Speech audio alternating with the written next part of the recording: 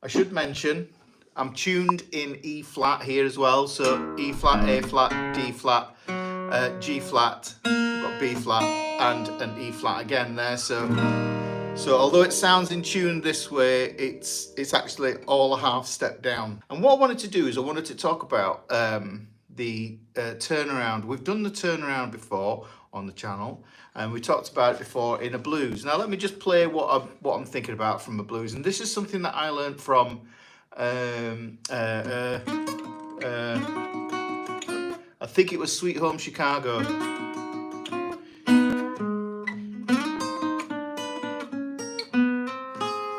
Okay, so that was what it was from. So you hear that there? Did you hear that? Yeah, so this is the turnaround from Sweet Home Chicago. Yeah.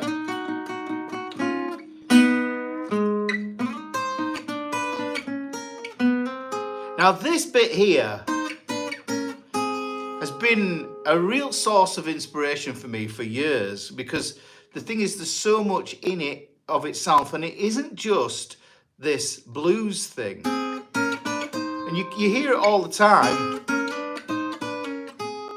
in blues stuff and in sort of jazz turnarounds as well. If I do it down here, I think I did it around here when I was playing a blues in E the other week.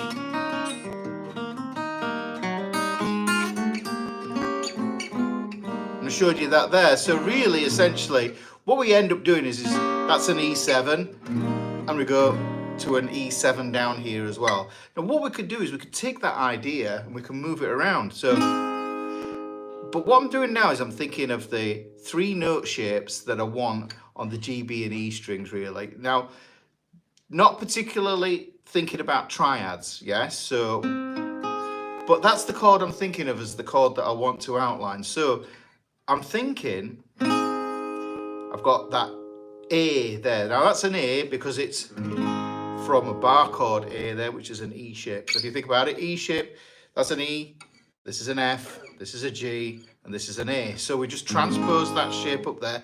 But what I do is I don't want the E, A, and D string. I just want the G, the B, and the E string there. So I'm going to have those 3 there. Now what I do is, then what you do is you move up a half step and you play a 7th chord. It looks like a D7, you know, your standard D7 that you play down here like this. But we're going to play it a half step above that chord that you are soloing on, yeah? And then what you do is you just move it up chromatically 3 frets. So you go 1, 2, 3 there. Now this is an A7. That's an A. So you get the bluesy one there, and then you get the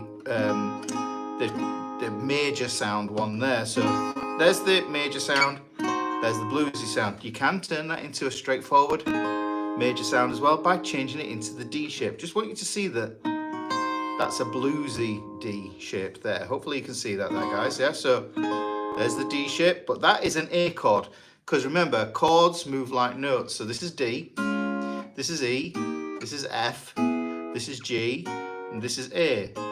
Okay, now what I do to make this into a bluesy one is take that root note, major 7, flat 7, and that's how I get it into that dominant 7th sound there. So that's an A7.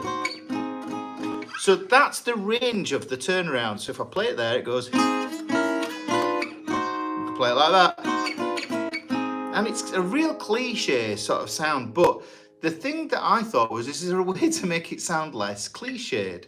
Yes, and there is a way to make it sound less cliched, which I'm going to get into in a minute, but let me explain a bit more backstory with this. And I did think that I thought, if I play this here,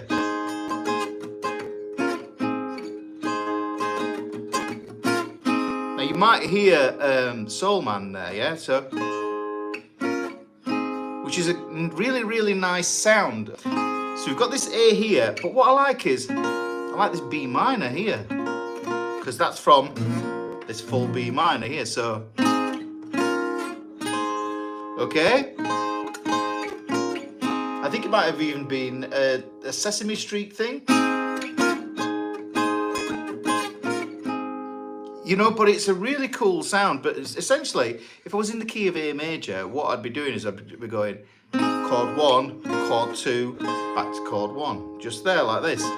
Now, the beautiful thing about that is that what we get is if I'm thinking of that as my 1 chord and I know that's my 2 chord, I can play those 1 chord and that 2 chord as a triad pair. So I join those 2 triads together, those 2 shapes, and they form a little cluster of notes that I kind of think of as a scale. And I map them out. Now, because I'm thinking of that as being my chord 1, my key chord, my tonic, okay, watch this. So we go, there's my lovely A major 7 there. Now what I can do is I can take this, there. Now I'm thinking to myself, I'm still basing it on this turnaround idea, but now it's become something a little bit more. I'm thinking of it as a triad pair. That's what it is really, because we've got a triad there, we've got a triad there. Okay, so, and basically you just join in the 2 together. So the way I think of triad pairs, it's really simple. It's like if you've got something that has 2 ingredients, you just mix in the 2 ingredients up. So that's ingredient 1, and that's ingredient 2. There, very, very simple. But if I mapped those out on a sheet of paper, I mapped that out and I mapped that out, that would be the full pattern, the composite pattern that I would get. So I'd get that triad there and that triad there, and I end up with that there.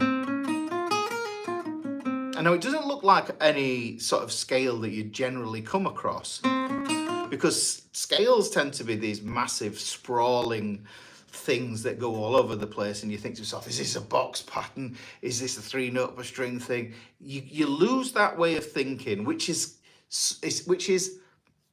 a blessed relief sometimes, you know, not to be thinking, oh, what scale am I playing? Because you just look in there and you're just thinking, well, that's a chord, that's a chord there. Now, if I played that A major here, that's an A major 7, by the way, yeah? So what I've done is I've taken my A major chord here, I've flattened my 7 there, and I put my 3rd there, got my 5th here.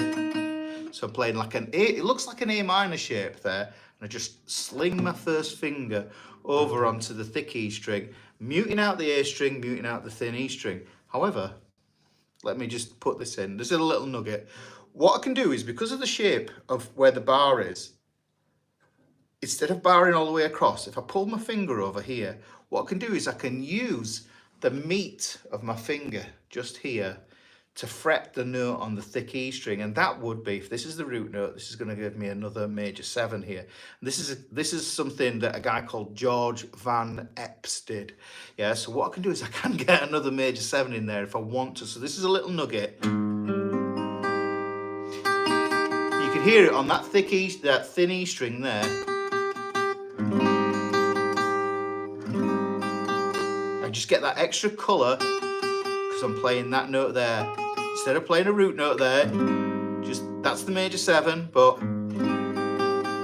which is really nice, and it takes advantage of the fact of the hand shape there, that you might struggle to get your hand in a shape that you think, all right, okay, but that way, instead of muting out the string, you can add it in there. So why not? It's just like put more meat on the bones of the chord. So if I've got that there, then what I'm going to do is use that as my foundation there. So I've got that there, there's the B minor, put those notes in there, and it's only 6 notes, which makes it a heptatonic scale, yeah? So I've got that there. Now, if you know me, I talk about what I call the not notes, yeah? So, okay, yes, there's something sort of sound. Yeah, it is very much that sound.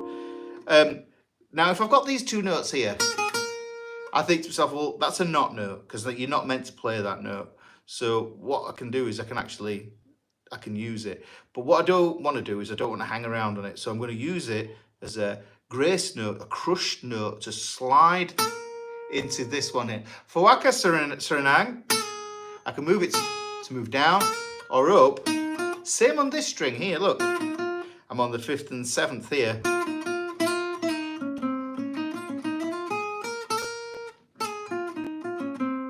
Yeah? So you can hear that. So put that on there. Now you can hear it already starts to sound really lush.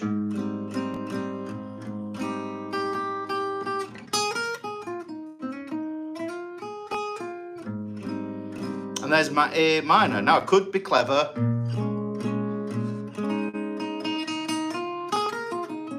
And put my B minor on there. Look, that's a B minor 7. Put that finger on. Because I told you, I love my minor 11 chords. Yeah, so there's my root, flat 7, flat 3rd, and that's the 11 just there.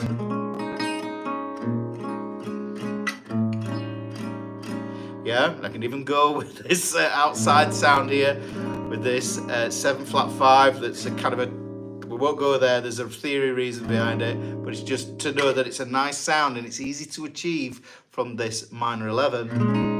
So I'll pull those two fingers down there and keep common tones. That's the secret to moving between chords, is keeping common tones. So if we keep, yeah, and I keep those on there. I can keep that there and I can make some interesting sounds happen. But if I had that EPS thing there,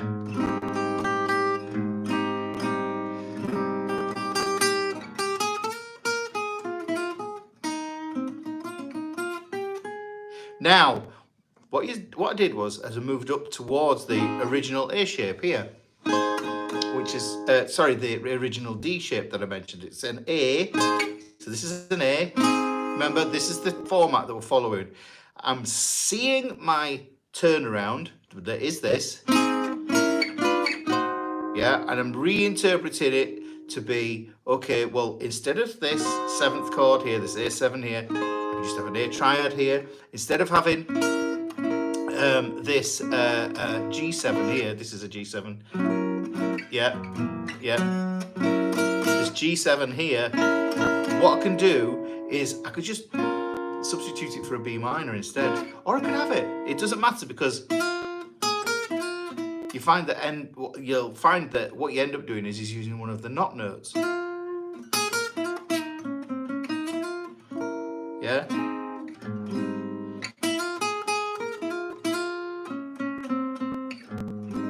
There's the chord, right? Okay, so but let's move up into the next shape here. So this one,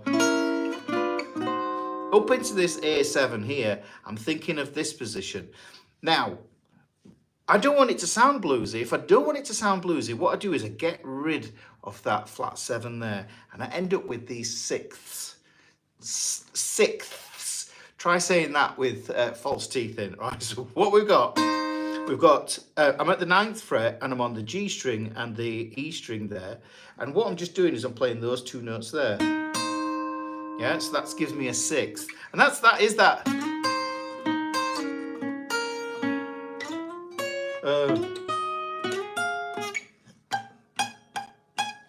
I haven't got enough frets. Yeah, I haven't got enough frets to go up there. But it's the soul man thing. I think it's the soul man thing. I think it is. Yeah. So, but the 6th. Yeah. But what I'm doing is so I'm just seeing where they live, and I'm thinking that, well, what kind of 6th have I got here? That's a major 6th. Major 6th. It's a minor 6th. That's odd, really, if I think about it, because there's the major triad, but it has a minor 6th hidden inside it. This is a B minor, we can think of it as, but it has a major 6th hidden inside it. Yeah, and then we get this C sharp minor here. We could think of that there, and then it's got a 6th inside it, but change it to the A chord there, using a D shape. But there, now, generally, melody moves in a kind of a stepwise motion. It's very scale-like. Yeah, apart from that, do you hear it there? Yeah, that wasn't as stepwise as it could have been, because what it needs is another note in there. Yeah? And what the beautiful thing about this 6-note scale here is it means there's a bigger gap. And when you have a bigger gap, you have an interesting interval. Interesting intervals make interesting melodies. Yeah, because if it's just scale wise, and it's just stepping up and down, it can sound a bit monotonous, but that's why sixths sound so great. So what we can do is we can use these sixths, and then we mentally do is eliminate the B string for now, yeah, and pretend this is like something that happened to me regularly when I was younger, yeah, and was just starting out, and I couldn't afford guitar strings. If I broke a string, I would live with it, and then I would see, well, what would work. So what we're going to do is just imagine that B string isn't working, yeah, it's gone, we've snapped it, and we've just got a G string and a thin E string there. Imagine it's that jumble sale, car boot sale guitar that you found, and you think, oh right, okay, it's a good one, it's got a string missing, you can make a negotiation and get it cheaper. So here's what we do is we're going to go from jump from that G string, and then just jump in. You get these wonderful little harmonies going on here.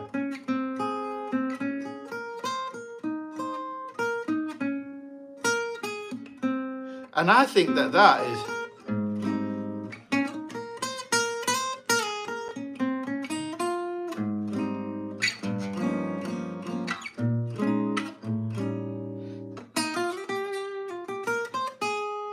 now what I can do is where those sixths were, I use those to create my scale. You know, I had this little pattern here. Now what I've got is I've got this one here.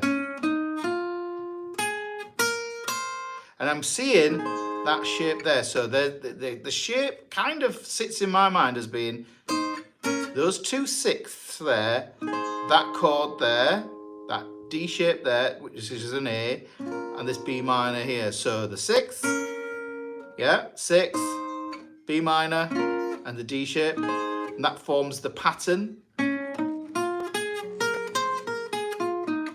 scale there. I can include this note because I know I've got a C sharp minor there, and I can sound a little bit more traditional with that. Add this note here from a lower pattern.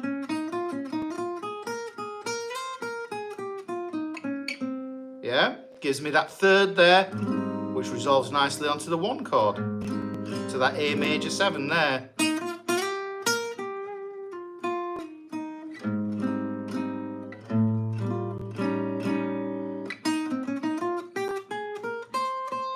Yeah. Now, if you want to be clever, what you can do is you can think to yourself, what regular box pattern shape would live there as well? And I think of that as my box 4 of the major patterns that you get. Yeah. So I think that the more of the caged major scales. So I can add that on there. But really, what I kind of tend to see is I've got this here, this D shape here. I've got my box 4 if you want, if you're pentatonic.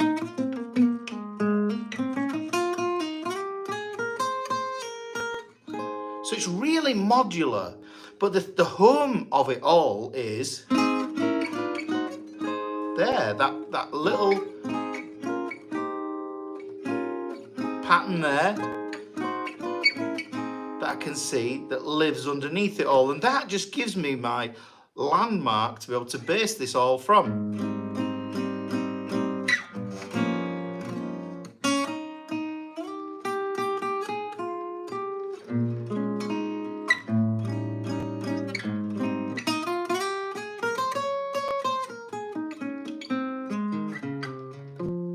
Yeah.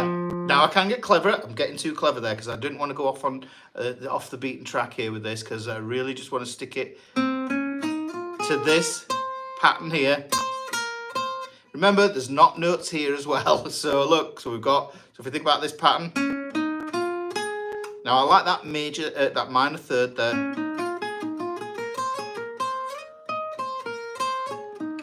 That there, it's a nice big interval. And then what I can do, I've got a half step here.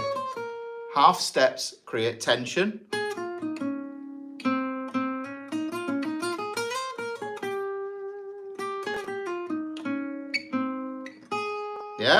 That's always going to be home there. I'm just thinking of that as where I'm going to. Because the thing is, I think what you've got to do with, especially with improvisation, is think to yourself, well, it's like going out for a walk. You kind of have to have an idea of where you're going to go. And it's very simple. Three shapes there that we can use. We can use it there as well. So if for instance, say you wanted to blend this, let's just shift it around. I'm going to think of a blues here in G.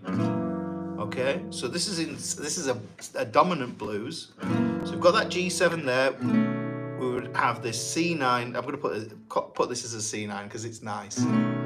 Yeah, right. And then I'm going to put a D7 sharp 9 on this here. But this is called 1. This is called 4. This is called 5. Okay, but the blues language you can hear there. It's blues all day long. It's asking and begging for.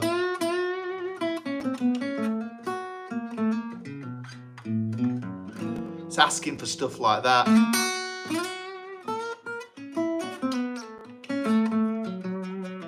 So it's asking for those kind of sounds. But what we can do is we can add this here, because that's normally where that turnaround would live. Yeah, it would live there. But let's use that more melodic idea.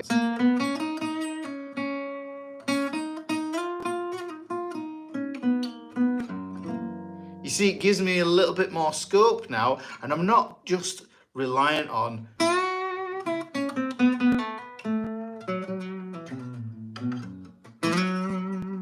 those minor blues ideas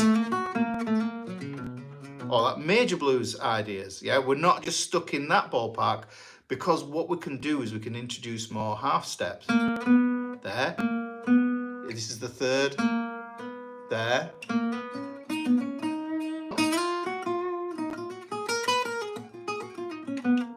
Yeah.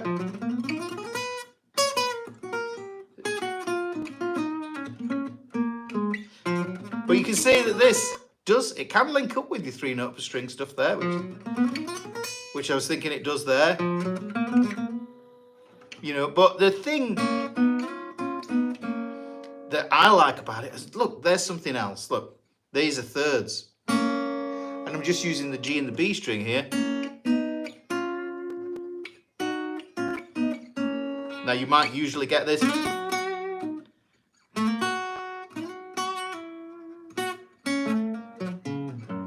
So there's your turnaround.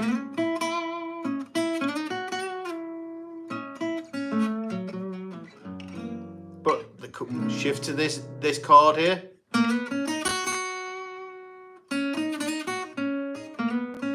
Yeah, on the 4 chord there. Back to the 1. And that's just using that. Change it, have it as minors. Just use it there as that triad pair. You could just use this triad pair here. Chord 2 and chord 3. Might sound a bit odd. Sounds a bit odd. Yeah? It needs this note here, you see.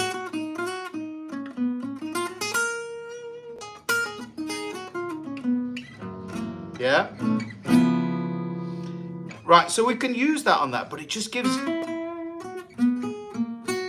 a little bit of scope. But like I said, those thirds, you can do them here as well.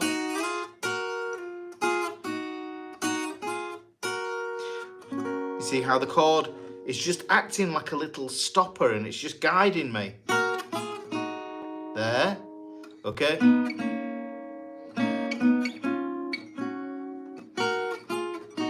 And those thirds are sweet, okay? So, you know, you've got those sweet thirds like that.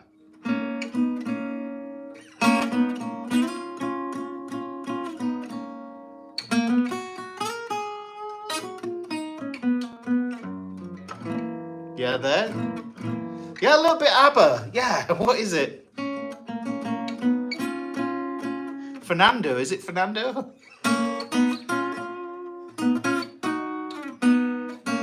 Yeah, Fernando, that's what it is. Yeah, so, but they're there. So look at that, that shape there is borrowed from that D shape. And that's borrowed from the bluesy pattern there.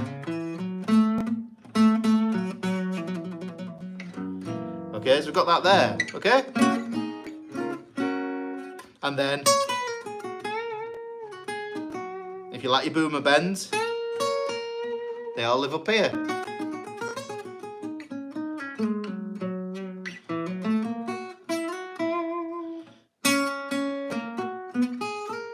But it just gives you a little bit of an uplift, and that's what I thought. I just wanted to show you that this idea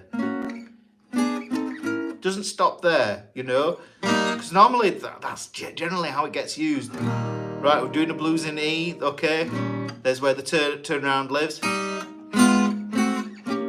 Then it's chord 4, yeah, then there, chord 5. That's generally how it gets used, but now what you've got